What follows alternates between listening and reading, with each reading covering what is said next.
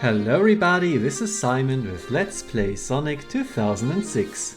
You know the drill, it is time for the last Hub Silver Medal collection, during which I will mostly talk about something entirely unrelated because it's rather boring to watch.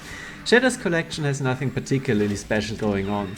He can't do the bounce attack, so he gets more springs to reach rooftops, he has a longer homing attack, so they sometimes get cute with that, and of course, he can hover in midair. I only want to shout out two medals here.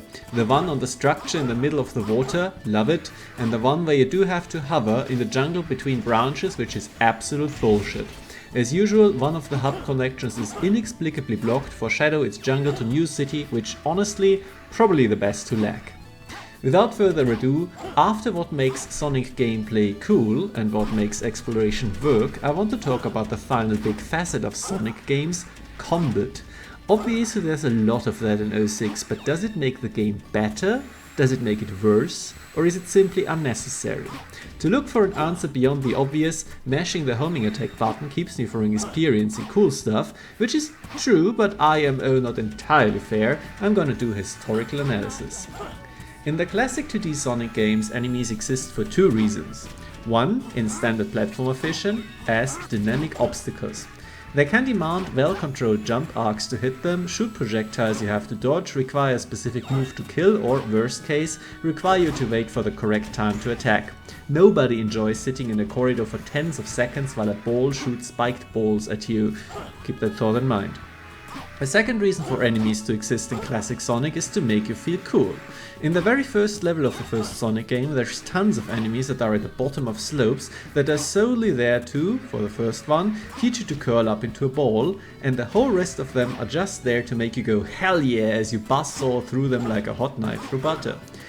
Take home message, having to wait feels very bad, carving through helpless foes feels good. Jumping into 3D was tough for most games, especially platformers, and Sonic games were no exception. There's two big problems for enemy design in a 3D space: how to make them relevant at all, and how to make them not obnoxious to fight. As for the former, the obvious issue is that with the extra dimension, the player can just go around them. It's much harder for an enemy to actually be an obstacle. As for the latter, you have the opposite problem. The enemy can go around you, and in a platformer, missing jump after jump on a little ankle biter feels awful. Sonic Adventure solved both problems with an actually brilliant solution. The homing attack allows enemies to be used as platforming objects, making it attractive to attack them either for traversal or simply to move towards them faster. And because it is homing, you'll never miss. Add to that the fact that Adventure's enemies all drop items that are relevant for the Chao Garden, and you have a slam dunk of a Gordian knot bisection. Adventure 2 made ranking high a bigger thing, so killing enemies added a point incentive, including combos for the alternate play modes. This and the homing attack for traversal have remained constants through Sonic to encourage the player to engage with enemies instead of just ignoring them. So far, apart from bosses, all enemies have always been one-hit kills. Sonic Heroes changed that by adding health bars, and for many that was a horrifically wrong decision. Suddenly the problem of the worst classic enemies was back, those that forced you to stop in your tracks and spend an amount of time that always felt way too long to deal with them. Heroes additionally added a lot of kill rooms, making it explicit that you had to fight now. Presented like that, it sounds like an unambiguously bad idea. I like nuanced analysis, however, so let's examine why Heroes introduced health bars.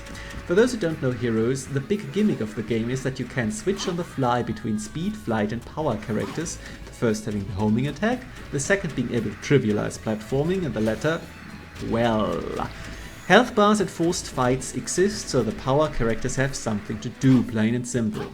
If we were uncharitable, we could immediately draw a conclusion now, namely that the combat system got tacked onto the game as an awkward and lazy solution to a problem that they themselves introduced. However, in case you haven't noticed so far, I'm a very charitable man. Heroes was also rushed with a much too small team, but the people making it still put up a deliberate effort. Like 06, the levels are actually too long instead of unfinished, truncated like one would think, and the actual problem is repetitive padding. Similarly, there might be too many fights overall, but it's not like they just placed random eggbots everywhere. No, every kill room serves a purpose, and that purpose is to test your combat skills. I hope you heard the emphasis right. By adding an even rudimentary combat system that goes beyond mashing the homing attack button, the Heroes team opened up design space for action challenges that exist separately from pure platforming. Of course, bosses and mini-bosses always existed, but hear me out here, those are all terrible. There's like 3 Sonic bosses off the top of my head that I'd call well made and less that are actually fun. Here's a template for a 2D Sonic boss. It moves from side to side and fires off attacks you have to dodge. Then it dips down, you can jump on it twice before it resumes the original pattern. It has an invisible health bar, it requires 8 jumps. Feel free to count out in the comments just how many bosses I just described. It's rote, boring, and most crucially there's very few ways to speed up the process. Even speedruns often boil down to hit boss at the first frame it's vulnerable. Now what does a big idiot with a health bar in Heroes offer that's fundamentally different? It's a dynamic challenge that allows you to find the most efficient way to deplete the bar as quickly as possible. You can still mash homing attacks if you want the fight to take forever. You can also use the power character to blindly mash, but maybe you won't hit. Stun the enemies with your flight characters, then use power. Better. Realize the enemy is weak to wind and your speed character is level 3, now we're talking. There's tactics in this that never were there before. Is it badly made? Sure. Heroes' combat system is janky beyond belief. Does it have something going for it? Yes, in my opinion it does. Example for jank. The first time fighting the bosses in Heroes, you'll think they're complete garbage. Damage sponges take forever to kill, are impossible to hit. That's all true, they suck. However, watch a Heroes speedrun, the bosses take seconds. With the correct combination of abilities, positioning and character choice, you can obliterate them. That's possible because they have health bars. This is what a combat system brings, the potential for optimization. And that's why I think it has a place in Sonic. These games are rarely about just getting to the end. The true point is to become better at them. You want the fastest times, the highest points, the maximum rank. You want to be the speediest hog. In the old games, that was just reaching the finish line as quickly as possible. Combat challenges don't really change that objective, they just add another dimension. You can only try to stay on the top route for so long before it becomes boring. The game asking you, hey, kill that guy and make it quick to impress me, is, to me at least, exciting. It's a mini puzzle to solve on the fly again and again, how to remove this obstacle as efficiently as possible. For good and bad example of this dynamic, let's look at the next games after Heroes.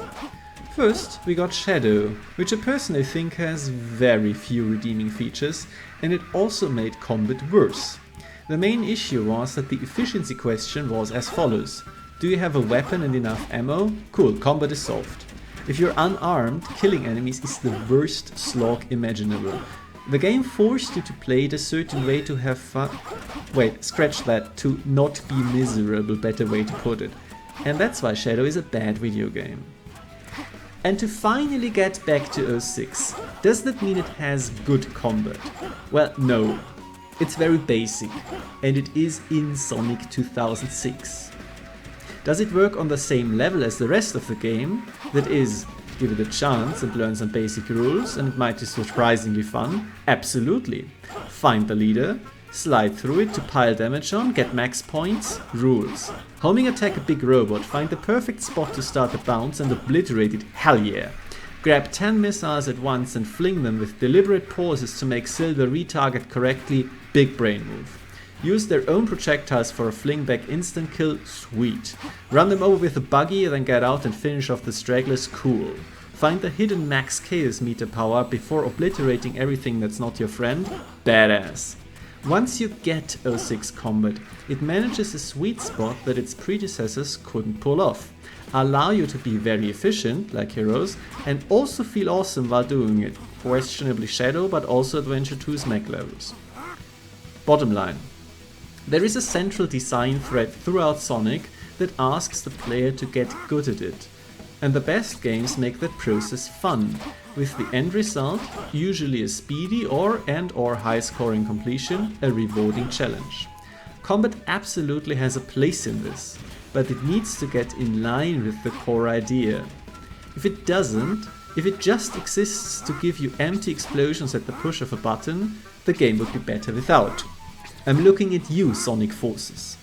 Well, still a bit of video left, so let's talk about how specifically awful this medal is. Like I already shouted it out, but it's horrible. It's one of the worst in the entire game. It's very similar to the ones in Crisis City where you just had to hover and constantly adjust the camera, but here there's the branches blocking. It feels like a sick joke to me. Like, what were they thinking with this one? It's awful. Anyway, I'm done with the medals in the hub areas, and I'm super duper happy about this, because this was always very boring to make, and this is why this video is quite late. I'm sorry. Actually, I had the footage for quite a while, but it's always a little annoying syncing these up with the diatribe we're going on about. Anyway, as usual, the hard modes are missing, so also the S ranks for the hard modes are missing. Thank you very much for your attention, and have a wonderful Christmas time.